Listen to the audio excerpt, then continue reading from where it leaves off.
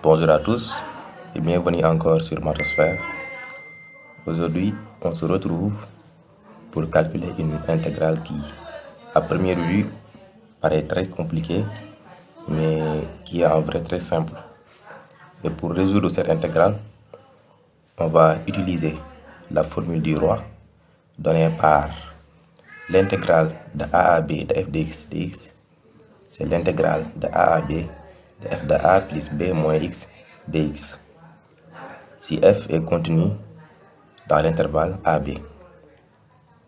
Donc, c'est cette technique de l'intégrale du roi qui va nous permettre d'évaluer très facilement notre intégrale. Nous devons évaluer l'intégrale suivante. I, c'est l'intégrale de pi sur 6 à pi sur 3 de 1 sur 1 plus tangente de x à la puissance 2013 dx. Nous allons appliquer la formule du roi. Donc, I devient l'intégrale de pi sur 6 à pi sur 3 de 1 sur 1 plus tangente de. Donc, on va prendre A plus B moins X. Mais ici, A, c'est égal à pi sur 6 et B, c'est égal à pi sur 3. Donc, c'est 1 sur 1 plus tangente de pi sur 6 plus pi sur 3 moins X à la puissance 2013 dx.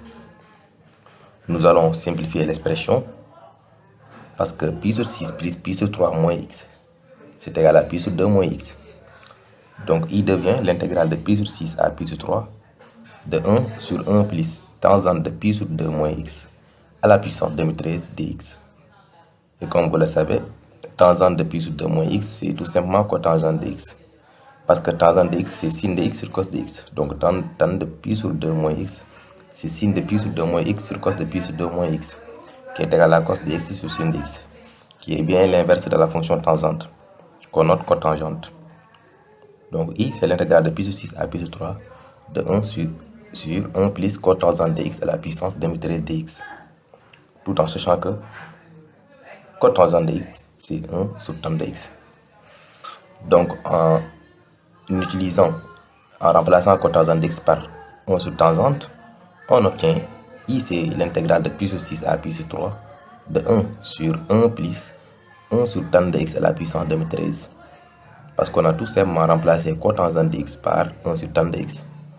Et en réduisant au même dénominateur, on aura intégrale de pi sur 6 à pi sur 3, normalement de 1 sur, en réduisant en bas au même dénominateur, on aura tan de x puissance 2013 plus 1 sur tan de x puissance 2013.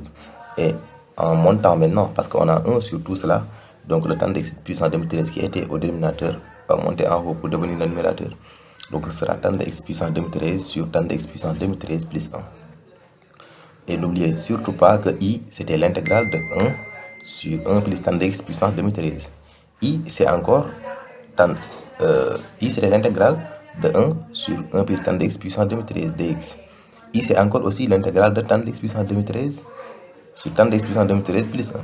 Donc 2i, en additionnant les deux intégrales, 2i, c'est égal à l'intégrale de pi sur 6 à pi sur 3 de 1 sur 1 plus tan de x à la puissance 2013, la première expression qu'on avait. Maintenant, plus la deuxième expression, tan de x puissance 2013 sur 1 plus tan de x puissance 2013 de tout dx. Et si vous additionnez, les dénominateurs sont identiques, on additionne juste les numérateurs, on aura l'intégrale de pi sur 6 à pi sur 3 de 1 plus tan de x puissance 2013 sur 1 plus tan de x puissance 2013, qui est égal à 1. Donc 2i, c'est l'intégrale de pi sur 6 à pi sur 3 de 1 dx, qui est extrêmement facile à évaluer. Donc 2i, c'est x, la primitive, puis entre les bornes, qui est exactement égal à pi sur 6. Donc finalement, on a I qui est égal à pi sur 2, pi sur 12.